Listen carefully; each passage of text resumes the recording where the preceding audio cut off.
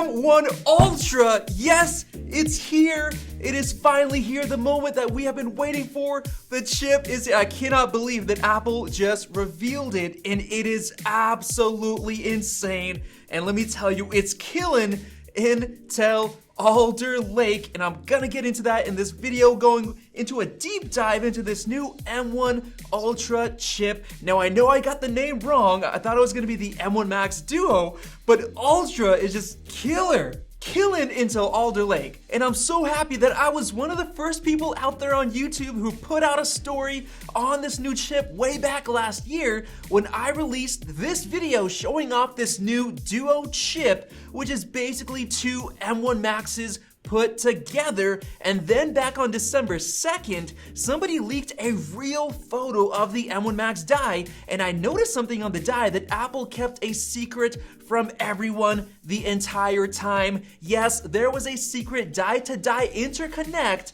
that fully supported my theory on Apple putting two of these dies together, and that was based on Mark Gurman's leak of a future Apple Silicon chip coming with exactly 2 times more CPU and GPU cores. And while I thought it was going into the iMac Pro first, that unfortunately didn't happen, and it looks like Apple is doing everything they can to get people to buy the expensive brand new Mac Studio instead of an iMac. And we know that for sure because they completely discontinued the 27-inch Intel iMac, and they still didn't release the redesigned Apple Silicon Mac Mini, which was supposed to replace the Intel Mac Mini, which is still there on Apple's website. And Apple is absolutely genius because this move that they just did with their Mac Studio caused us to literally order 3 of them. Yes, Max ordered 3 Mac Studio models for over $17,000 total so that we can compare the different chip options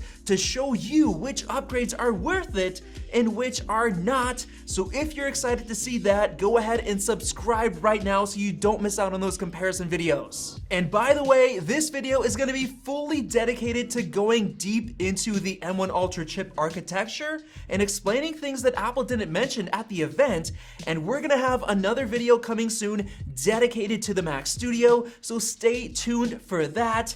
And now with that said, let's dig deep into the M1 Ultra chip. First off, this chip is absolutely massive. It's gonna be so long that it'll essentially stretch across the entire Mac Studio Logic board, which is actually a very good thing for cooling performance. And like I said before, Apple is using an interconnect section on the bottom of each M1 Max die to connect both dies into one. And the best part of all is that Apple did all of the groundwork to make it behave like a single die chip. And this is extremely important because it means that developers don't have to do any work at all to take full advantage of the M1 Ultra, unlike many of the dual Xeon Intel chips out there that have issues with software support where some programs aren't able to take full advantage of those dual CPU systems, but that will not be an issue at all with the M1 Ultra.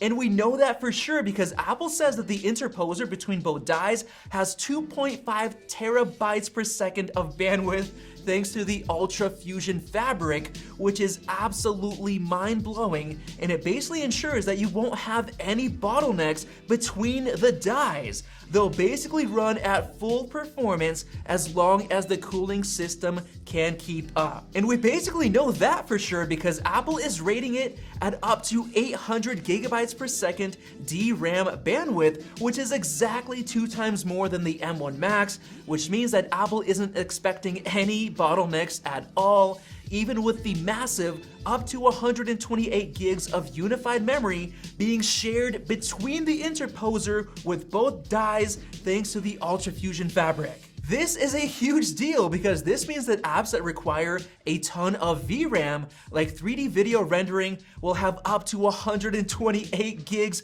of VRAM, which is literally the most you can get in any computer ever made, especially compared to only 24 gigabytes on NVIDIA's new high-end RTX 3090 GPU. But now, in terms of the actual performance, this new M1 Ultra has a massive 114 billion transistors with 16 high-performance cores and 4 efficiency cores, as well as up to a crazy 64 GPU cores that'll give you up to 21 T-flops of performance. And if you're wondering how that compares to other systems, I'll get into that in just a moment. But the huge point I want to make to you guys is that it's not just the performance that's going to be doubled compared to the M1 Max, but all of the little chips within the dies are doubled as well, which means that you get a 32-core neural engine, you get double the SLC cache, you get 4 AMX multiplication cores,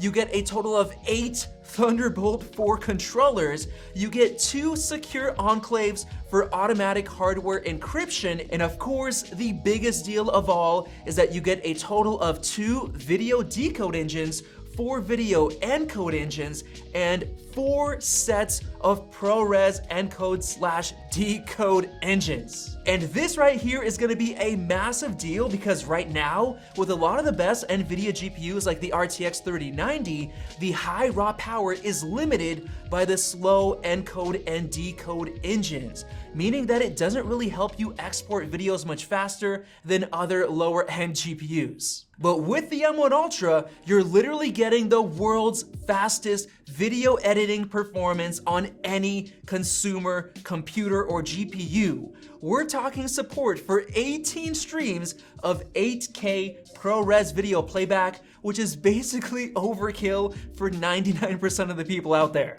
And if you're wondering how it's gonna compare to other systems, let's jump right into that.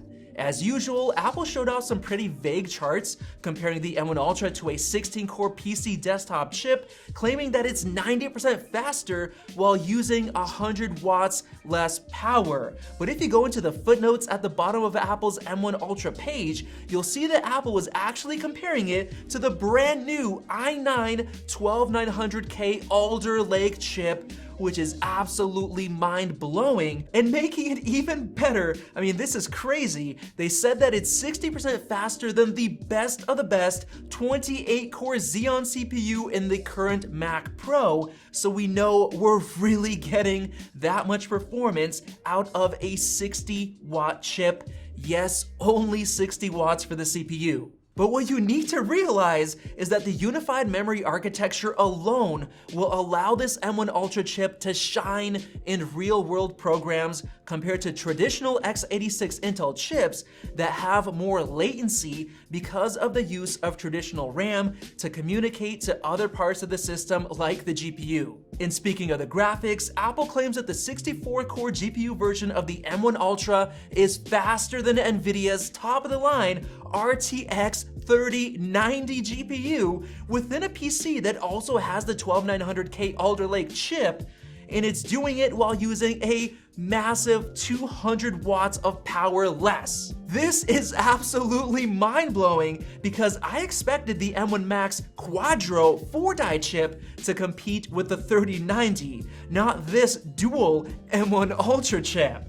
So the craziest thing of all is that this new chip should outperform Apple's top-of-the-line Intel Mac Pro in basically every real-world task, even though it's only $5,000 for the top-spec M1 Ultra chip compared to tens of thousands of dollars for an Intel Mac Pro with those crazy chips. So with that said, it's safe to say that Intel's new Alder Lake chips are basically getting destroyed at this point, especially since the new M1 Ultra sips power and has unprecedented levels of unified memory that can also be used as VRAM. And I'm so happy that we're finally going to be getting our hands on it here in the next 10 days. So if you want to watch our in-depth comparison videos with all 3 of our Mac studios, then click that circle above right there to subscribe for those videos coming up soon, and definitely check out one of those 2 right over there. Thanks for watching, and we'll see you in tomorrow's video.